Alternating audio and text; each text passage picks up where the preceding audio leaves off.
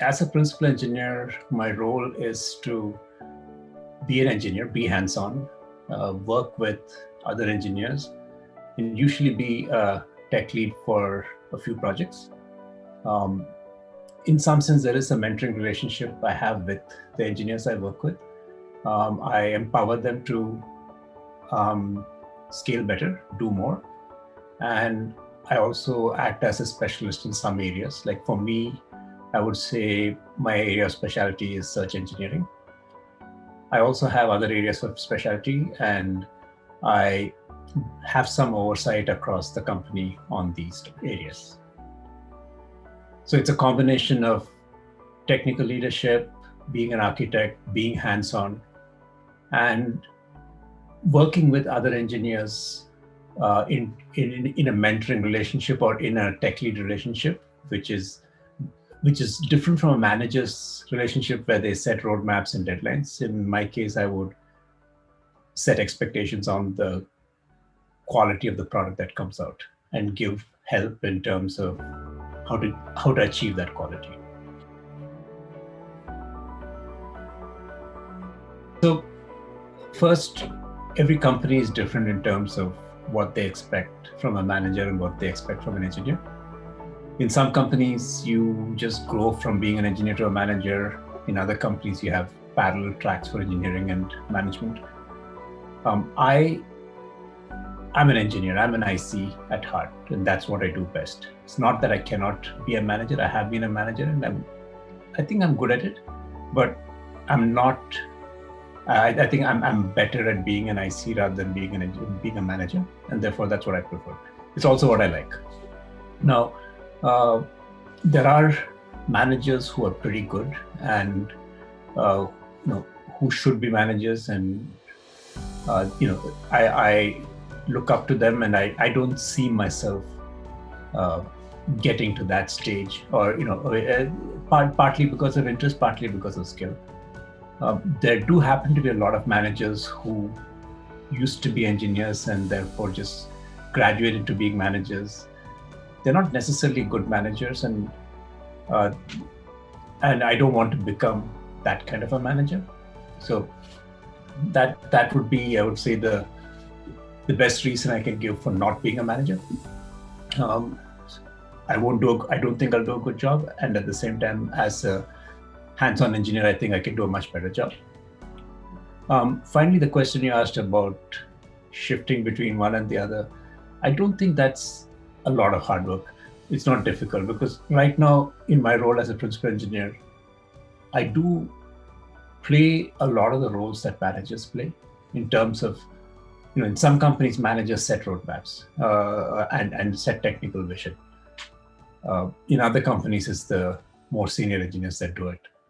So uh, it there's a lot of overlap between what a senior engineer does and what a manager does. So it really is not too much of a jump for me to go between these roles. There are companies where managers tend to be very people oriented and very process oriented. Like you need to know, for example, you need to know all the details of agile programming, all the details of scrums, and so on and so forth. I don't know any of that, and most companies that I've worked at, you don't really need to be an expert in any of those spaces to be a manager. So if I had to get formal education on various aspects of management, then obviously I would not even have considered that role. But the times where I've been a manager, it's been a highly technical variant of a manager.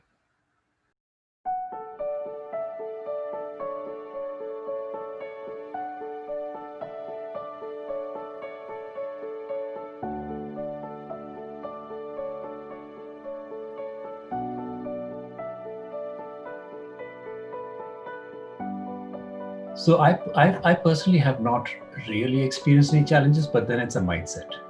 So uh, there are people who have worked with, looking back into my early parts of my career, there have been people who I worked with who still do the same thing. They're still doing stuff that is more appropriate for the tech from the late 80s or the 90s. and they're happy there.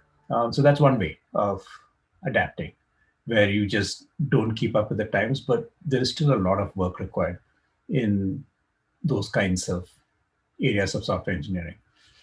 The other approach is to keep up with the times.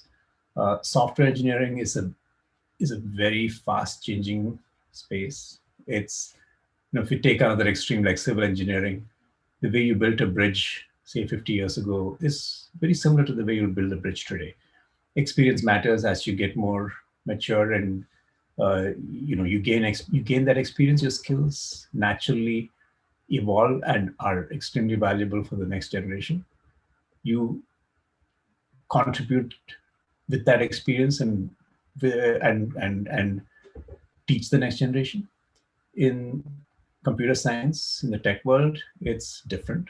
You do contribute your experience, you do mentor your next generation, but the next generation has also learned a lot that you had never learned, and you have to learn from them. And so it has to be a peer-to-peer relationship in many respects. You have to be open to learning the new things that the next generation has learned, while at the same time applying your experience and blending the two together to get the best of get the best of both worlds. There are many examples, right? When I started my career, there was no unit testing, there was no source code control, there was nothing like Git.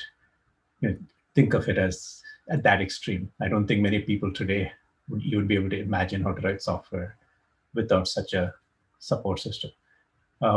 We did not have any data science. We did not have machine learning. There's so many things that just did not exist when I started my career. Unless I learned on the job and I interacted with the next generation, there was no way I could have got up to speed on any of these new areas, let alone becoming an expert in these areas.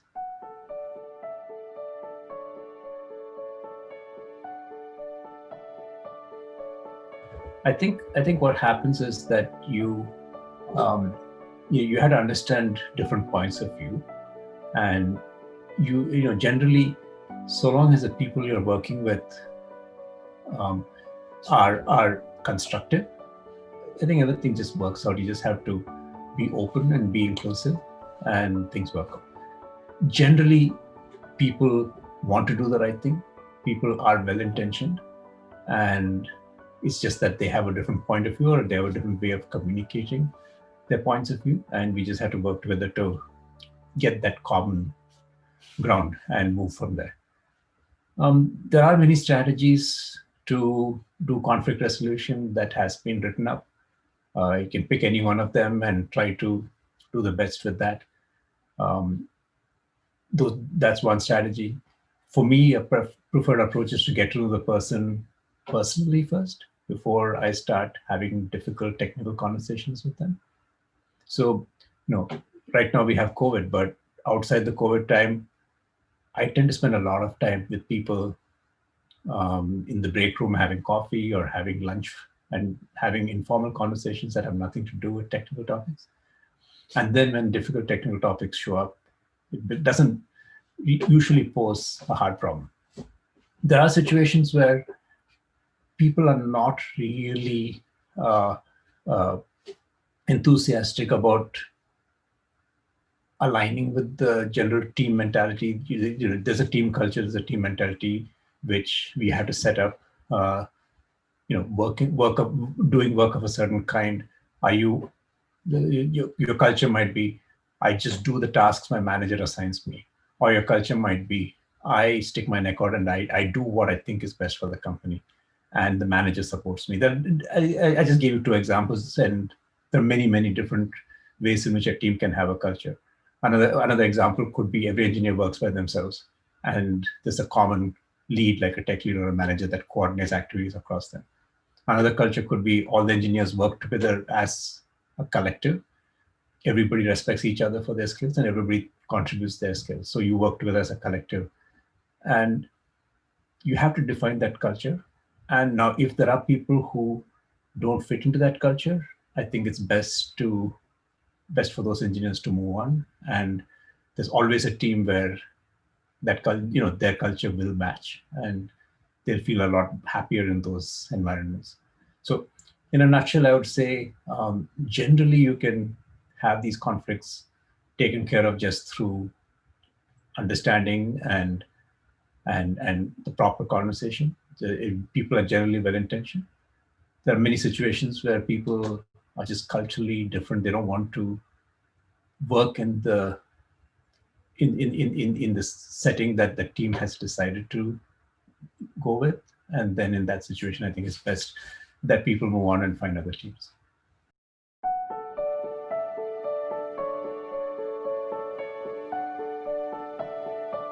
So I think at the end of the day, uh, it has to do with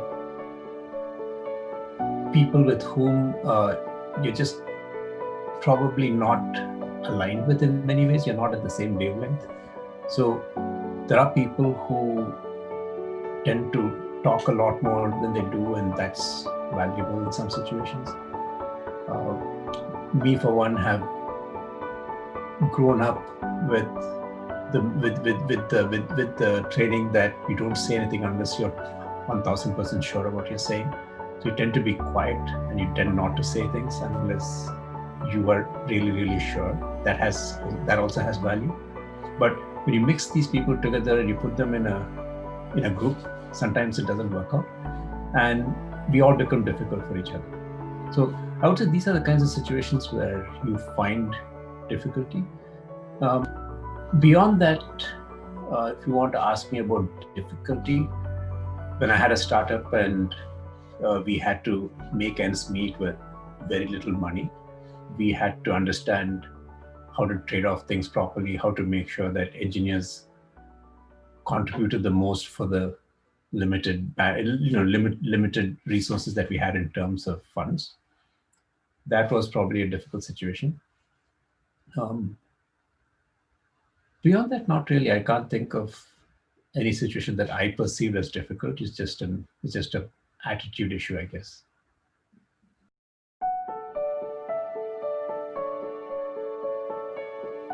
So I think every company has its time, and it's got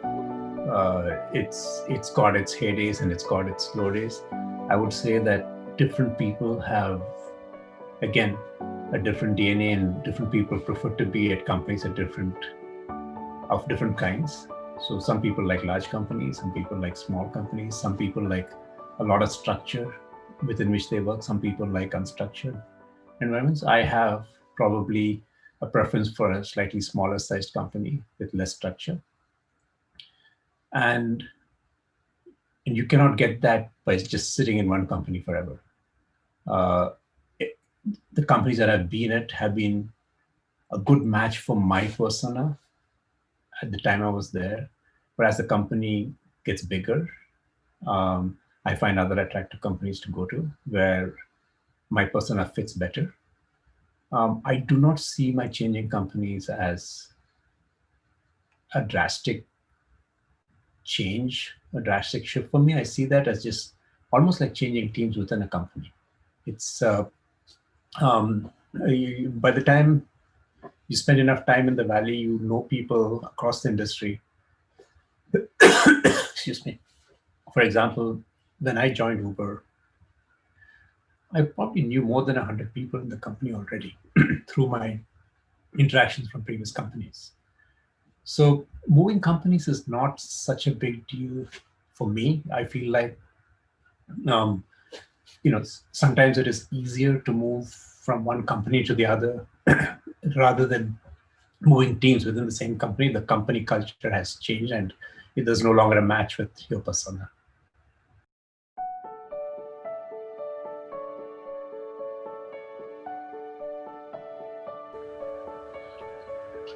So I don't think that's ever going to change. I think you'll always see, um, seniority showing itself, and hopefully it's done in a good way. The experience counts, and you see that, and that's what you're looking at. But sometimes it's a way of holding on to power, right? You might have become obsolete in various ways, especially in the software industry, and there's no other way for you to um, uh, showcase yourself except through these kinds of uh, high level missions. But usually, I think it's more the experience that shows. Now, again, I think age doesn't really matter, or but I think experience does. You can be younger and experienced, or you can be younger and just have the gift of vision. And you don't have to be an executive to have some ideas that you can share and other people learn from. I have, as I mentioned already, I learn from the next generation. I have, you know, for the longest time, my managers have all been younger than me. I'm often, very often, the oldest in my team by far, and I I I, I listen to people who are much younger than me, and it doesn't matter to me whether they're executives or not. I listen to people who I value. Now, I don't think that's the question you asked. I think the question you asked is how do you empower others into being able to um, uh, showcase themselves. I think that's a hard question. I think it has to do with um, communication skills. You have to develop your communication skills. If you don't have it, it's very difficult to um, showcase yourself. So I think starting at an early age, in addition to being strong technically, you should also be strong as a communicator, and you should practice that, and you should make sure that you communicate things of value and take it from there really.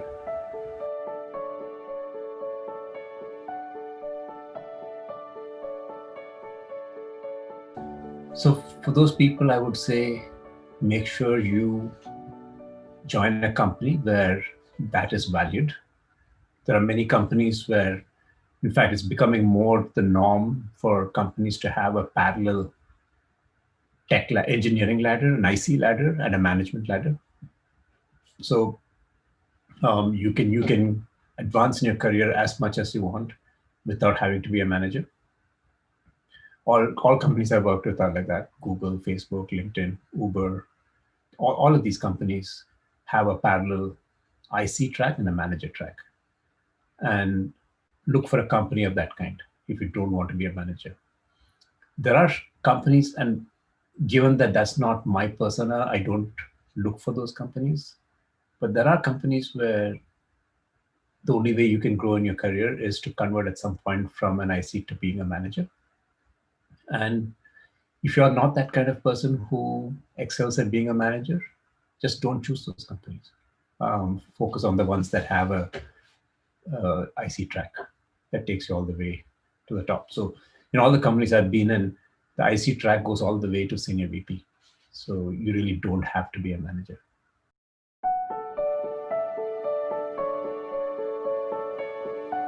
And we have to be able to communicate thoughts quite easily with each other. So I think the requirements that I would have of an ideal mentee is someone who is open and is able to share the issues that they want mentorship with. And oftentimes a good match is a mentee who's looking to grow in an area similar to where I might have had some successes. I have had mentoring experiences where, as a mentor, I've mentored people and succeeded in areas that I've had no background on myself. But those are rare, and those are just, they happen through just the ability to create that relationship and have an open communication. And at this point, it is more like a conversation where you help the other person bring out their thoughts and help form their thoughts and figure out how to grow jointly rather than apply your experience to the other person's problems. The way I would mentor is really working together with them. And I don't know if that is going to be possible in a forum where there is a casual, infrequent interaction. I would say that the mentoring would be better in areas where people who want to grow in general. It doesn't have to be search specifically, it can be tech in general. How do you navigate your career? How do you change companies? It doesn't have to be as an individual contributor. I could mentor people who want to be managers. I can mentor people who want to be product managers. I can mentor people who want to be designers, I think. But I've worked with a whole lot of different kinds of people. And so there isn't any specific set of um, mentee that makes more sense than the other. I think, as I mentioned earlier, the expectation is that ability to openly communicate, and it just happens to be that different people are different. There might be people who are willing to openly communicate with me, but not with others, and vice versa. There might be people who just don't feel comfortable with me, but feel comfortable with others for whatever reason. And that, I think, is the most important attribute for a good mentor-mentee relationship.